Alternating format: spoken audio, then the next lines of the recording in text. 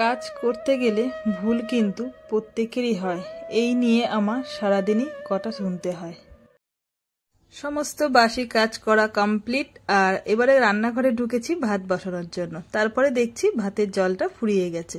পরীকে বললাম তুই একটু জলটা ভরগে যা, আমি আনতে যাচ্ছি। ও তো যাবে না কিছুতেই, ক্যান ক্যান করছে, জোর করে পাঠালাম। আমি আমার জল নিতে চলে আসলাম, যেহেতু ভাতটা বসাতে হবে সেই কারণে। আর একদিন নিলে কিন্তু অনেক দিনই জলটা আমার চলে, 4-5 দিন তো হবেই বটে।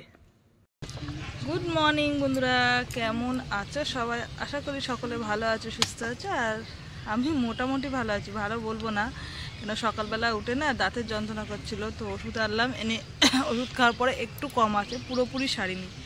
জানি না যে ডাক্তারের কাছে আবার দৌড়াতে হবে কি না, বুঝতে পারছি না। সকালবেলা একদমই কথা বলতে পারছিলাম না, দাঁতে এত পরিমাণে যন্ত্রণা করছে, মানে ইশারা ইশারে কথা বলছিলাম। তো এখন চলে এসেছি জল ভরতে। আমি ভরতে আসিনি, পরি ভরতে এসছে। এই দেখো পরি জল ভরছে, আর আমি জলের বোতলগুলো নিয়ে যাচ্ছি। ভাত বসাবো তো, একটুও জল নেই। সকালে সমস্ত বাসি কাজ কমপ্লিট, আঁচ ধরানো হয়ে গেছে, মোচা কাটাও হয়ে গেছে। অল্প 2-4টে বাসন আছে, সেগুলো পরে মাজবো। ভাবছি জলগুলো নিয়ে যাই, না তো পরে আর। হ্যাঁ, তো ভাতে জল লাগে না, 2বার করে ভাত বসালে জল লাগে না বলো? ও বলে জল কি হয়? হ্যাঁ, 5 লিটার করে জল লাগে। তাহলে তুই ভাব, সকালে 5 লিটার জল লাগে, আর বিকালে লাগে 2.5 লিটার জল। কতটা জল লাগে হিসাব কর। হ্যাঁ, তারপরে ভাত ফুটে গেলে তারপরে জল দিতে হয়। 2 বোতল দিয়েছিস তো, 2 বোতল জল দিয়েছিস তো, দিয়ে ভাতে ভাতে দিলি, তারপরে আবার লেগেছে। তো যাই হোক, পরি কিন্তু এরকমই ঝগড়া করে আমার সঙ্গে সারাদিন। আর এখন যেহেতু স্কুল নেই, মানে পরীক্ষা চলছে আর কি, ছুটি আছে এখন, চললো, কিন্তু আমাদের দুজনের এরকমই ঝগড়া চলবে সারাদিন। বেশি ঝগড়া ও করে, কিন্তু আমি ঝগড়া করিনি। তো যাই হোক, চলো কাজের কথা বলি, কাজ করতে চায় না, তাই নিয়ে ঝগড়া হয়, ঠিক আছে? তো চলো, ভাতের জল আনা কমপ্লিট। এবারে খাওয়ার জলগুলো বোতলে ভরছি। তার মধ্যে ব্যারেলের যেহেতু জল আমাদের কিনে এনে খাওয়া হয়, সেই ব্যারেলের জলটাও ফুরিয়ে গেছে। তো ভাবলাম পিউরিটটা ছেড়ে দিই। পিউরিট থেকে কিছু কিছু দিন জল খাওয়া হয়, মানে সারা 12 মাস খাওয়া হয় না, একটাই কারণে, প্রচণ্ড না এটা না একটু ডিস্টার্ব করে, ওই কারণে। তোমাদের দাদা বাজার থেকে চলে এসছে, দেখো পাট শাক নিয়ে এসছে। এখন নতুন পাট শাক খেতে কিন্তু বেশ ভালো লাগে। এই বছরে এখনো বৃষ্টি হয়নি বলে পাট শাকগুলো একটু পোকা পোকা লেগে গেছে। তো পাট শাক ভাজা করব আজকে। আর মাছ নিয়ে এসছে, জানো তো তোমাদের দাদা। তো মাছ দিয়ে, আর যেহেতু আমরা একটু চারা মাছ খেতে পছন্দ করি, যেহেতু সবার শরীরের সমস্যা, মায়ের আছে, তোমাদের দাদার আছে, আমার আছে, পরির আছে, তো সেই কারণে আমরা সবসময় দেখবে ম্যাক্সিমাম ছোট মাছ আর কি, চারা পোনা যাকে বলে, সেই মাছ। কোনো রকমে তাড়াহুড়ো করে রান্না করে নিয়েছি এই রান্নাঘরেতে। ওই যে দেখছো গ্যাস রয়েছে, ওখানে কড়াই রয়েছে, ওখানেই রান্না করে নিয়েছি। মানে এদিকে ব্যবসার কাজ করছিলাম, তো তার সঙ্গে সঙ্গে রান্নাটাও করে দিচ্ছিলাম। মানে দুটো কাজ আর কি একসঙ্গে করেছি। আর এখন বসেছি ডিম বাঁধবো। এই যে মাংস বাঁধা হয়ে গেছে গুছি, তোমাদের দাদা দোকানে নিয়ে চলে গেছে। এবারে বেশ কিছুটা কাজ আমি এদিকে করবো, তারপরে স্নান করবো। জানো তো পরি আজকে দেখছি আবার শরীরটা একটু খারাপ করেছে, স্নান করে শুয়ে পড়েছে। এই ঘরের দিকে আর আসেনি, প্রচণ্ড গরম পড়েছে, তো ওই কারণে মনে হচ্ছে শরীরটা ক্লান্তি ভাব হয়ে গেছে। আর আমার তো প্রচণ্ড, মানে কী বলবো, সকালবেলা উঠে দাঁতের যন্ত্রণা করছিলো, ওষুধ এনে খেলাম, একটু ভালো আছি, দাঁতটা এখন একটু ভালো আছে। মানে ঠান্ডা জল খাওয়া হয়েছে ফ্রিজে, আর ধরে গিয়েছে, এটাই হচ্ছে ব্যাপার। ঠিক আছে, চলো, এখন অনেকটা কাজ আছে। আর আজকে তোমাদের দাদা বাড়িতে কিছুটা চপ ভাজবে মনে হয়, আমি জানি না সঠিক, এখন দোকানে গেছে, ওখান থেকে না আসলে বলতে পারছি না। তার দোকানে যদি, এই বাড়িতে যদি চপ ভাজে, তাহলে আমার তো তোমাদের দাদার সঙ্গে থাকতেই হবে। মানে মোটামুটি আমার চললো এখন এই কয়েকদিন একইভাবে পরিশ্রম। আর এখন ডিম বাঁধবো, ডিমগুলো ছাড়িয়েও নিয়েছি, জানো তো, ডিম ছাড়াচ্ছিলাম। আর ভাবছিলাম যে তোমাদের সঙ্গে একটু গল্প করব, অনেকক্ষণ হয়ে গেছে গল্প করা হয়নি, কেন সময় পাচ্ছিলাম না, ওদিকে তো কাজ করছিলাম, 2 হাতে কাজ করি, সেই কারণে আর গল্প করার সময় পাই না। এখন ডিমগুলো বাঁধবো, ছাড়ালাম, এই যে ডিম বাঁধবো।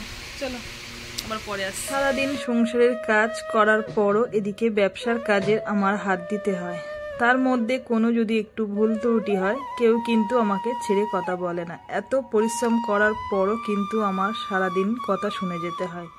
সত্যি কাজ করলে কিন্তু ভুল হবেই, এটা কিন্তু মানে মেনে নিতে হবে। কিন্তু এই মানাটা কিন্তু সবাই মেনে নিতে পারে না। যে কাজ করবে তার কিন্তু ভুল অবশ্যই হবে। তো যাই হোক, প্রচণ্ড গরম পড়েছে বন্ধুরা।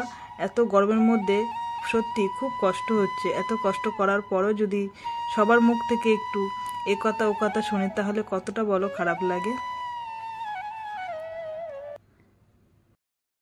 সকালবেলা বলেছিলাম যে আমার শরীরটা খুব খারাপ করছিল, মানে দাঁতের যন্ত্রণা। তারপরে কিন্তু পরীর আবার বেলার দিক থেকে শরীর খারাপ করেছে, একদম সারা দিন সারা দুপুর ওঠেনি। এই কিছুক্ষণ হলে উঠলো, মানে 2-3 বার বমি করেছে, পেটে ব্যথাটা আবার শুরু হয়ে গেছে। আর জল আর মুড়ি দিলাম এখন খেতে, তো বলছে মা খেতে ইচ্ছা করছে না। মানে অ্যালোপ্যাথি ঘরে হোমিওপ্যাথি তো ওষুধ ছিল, আগের দিন কিনে খাইয়েছিলাম, সেটা দিলাম, হয়নি বলে আবার অ্যালোপ্যাথি গ্যাসের ট্যাবলেট দিলাম। মাথা যন্ত্রণা করছে, অসুস্থ হচ্ছে, ভালো লাগছে না। তো যাই হোক, সত্যি শরীর খারাপ বলে কারোরই ভালো লাগে না, কিন্তু আমার তো চালিয়ে নিয়ে যেতে হবে, কেননা ও ছোট মানুষ, ও সারাদিন শুয়ে রয়েছে, কিন্তু আমার তো শুয়ে থাকলে চলবে না। আমার এখনো কাজ পড়ে রয়েছে, বাসন মাজবো, তারপরে পেঁয়াজ ছাড়াবো, লঙ্কার বোটা ছাড়াবো, ঘর বাড়ি ঝাড় দেবো, জামা কাপড় গোছাবো, বাসন মাজার কথাটা হয়তো বলেছি না।